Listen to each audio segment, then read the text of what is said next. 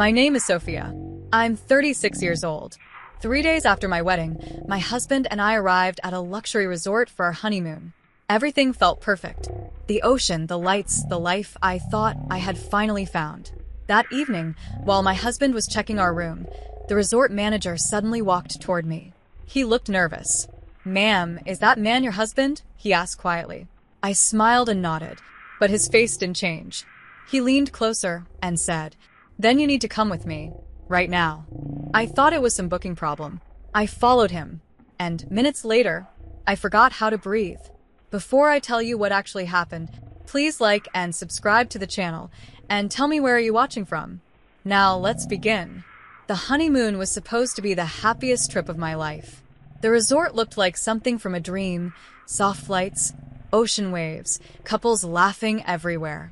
My husband stood near the reception desk, smiling as he confirmed our booking. I watched him proudly.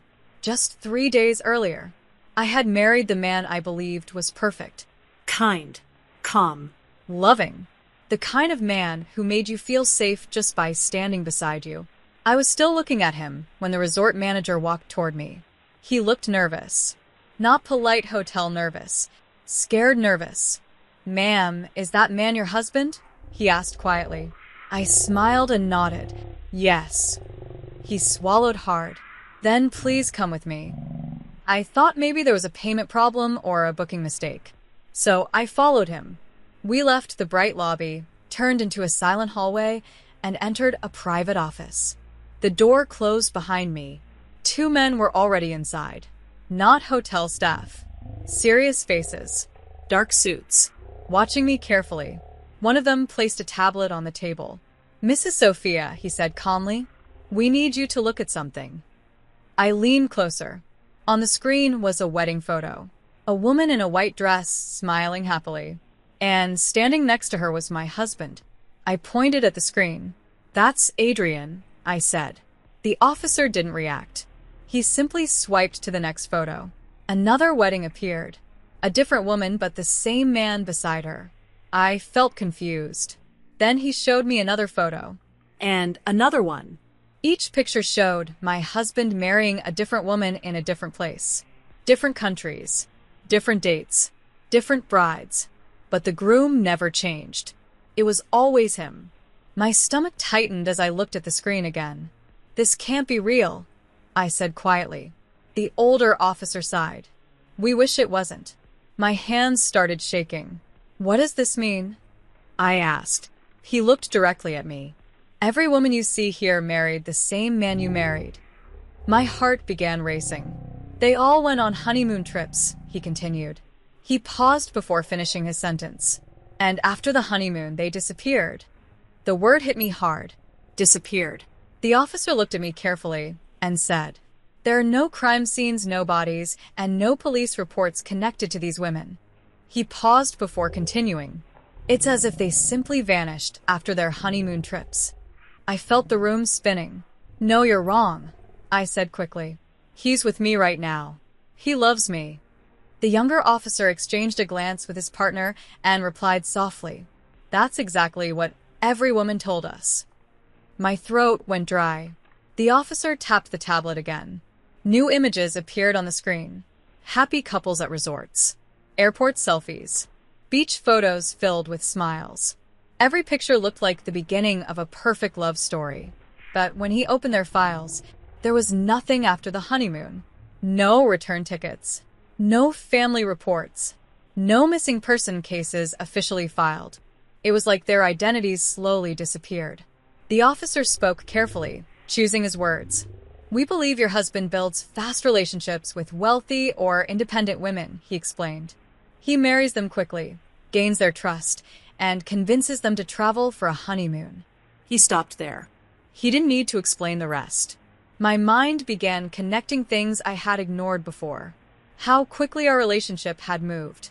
How little he shared about his past. How he always insisted on booking flights, hotels, and documents himself. My breathing became uneven. "So, what happens now?" I asked quietly. The officer leaned forward. "We need your help," he said. Outside that room, my husband was still waiting, probably smiling. probably checking his phone, probably wondering why I was taking so long. And, for the first time since our wedding, a terrifying thought crossed my mind. I didn't know if I was a newly married wife or the next woman about to disappear. I took a deep breath before leaving the office. The officers stopped me near the door. "Act normal," one of them said quietly. "Do not confront him. We still don't know how dangerous he is." I nodded, even though my legs felt weak. They handed me a small card. "If you feel unsafe," he added, "call this number immediately." I slipped it into my purse. Then I walked back into the lobby. And there he was. Adrian stood near the reception desk, relaxed, scrolling through his phone. When he saw me, his face lit up. "There you are," he said warmly. "Everything okay?" For a moment, I just stared at him. The same gentle smile. The same soft eyes. The man I had trusted enough to marry. I forced myself to smile back. "Just a small booking issue," I said. He laughed lightly. I knew luxury places were complicated. His hand naturally wrapped around my shoulder as we walked toward the elevator. The touch felt familiar, comforting, and suddenly terrifying, because now every small gesture felt different.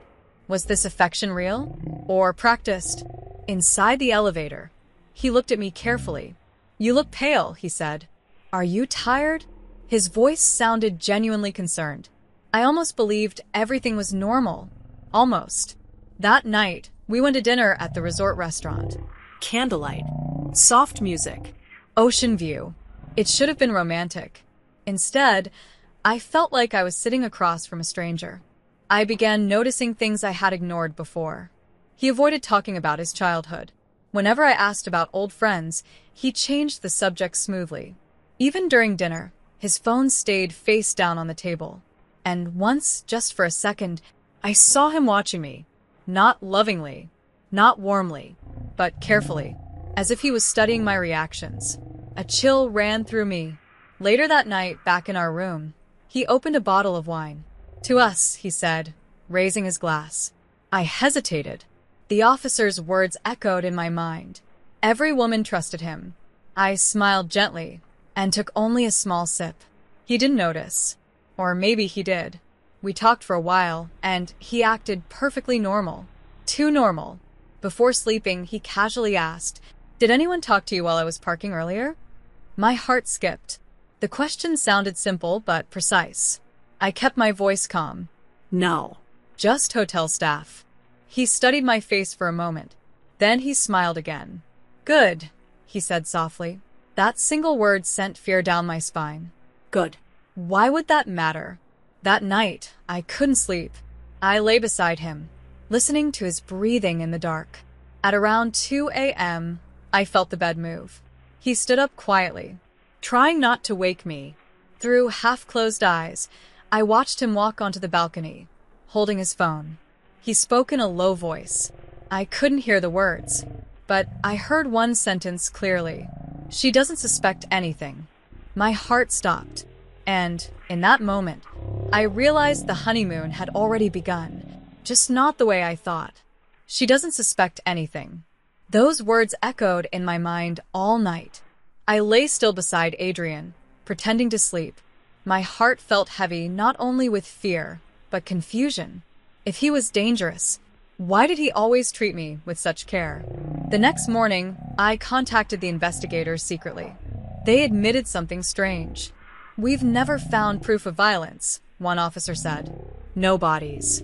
No stolen money. Nothing criminal." That didn't match the man I knew. So that evening, sitting on the balcony with the ocean in front of us, I finally asked him, "Adrian, how many women have you married?" His smile slowly disappeared. He looked tired, almost relieved. "You weren't supposed to find out," he said quietly. My voice shook. "Are they dead?" He looked genuinely hurt. "No," he said. "I helped them." I stared at him, confused. He took a long breath before speaking again. "Years ago, I loved someone," he said. His eyes drifted toward the dark ocean. She was trapped in an abusive marriage. Powerful family. No way out. He paused. I tried to help her leave, but the system failed her. His voice became softer. She disappeared one night, not to start a new life, but because she lost hope. Silence filled the air. I couldn't save her, he whispered, and I promised myself I would never watch another woman feel that helpless again.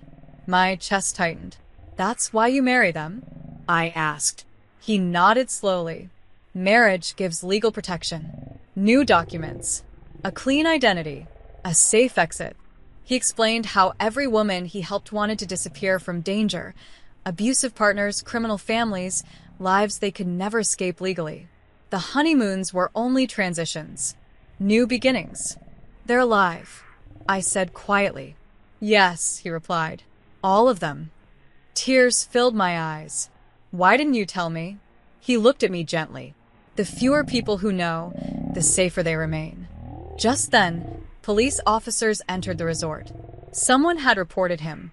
They arrested Adrian immediately. But during the investigation, everything changed. One by one, women once believed missing came forward. Alive. Safe. Free. They testified in court. They told the judge how Adrian gave them the second chance no one else could. The courtroom fell silent. The charges were dropped. Adrian walked free, but he chose to stop helping people that way. Too dangerous.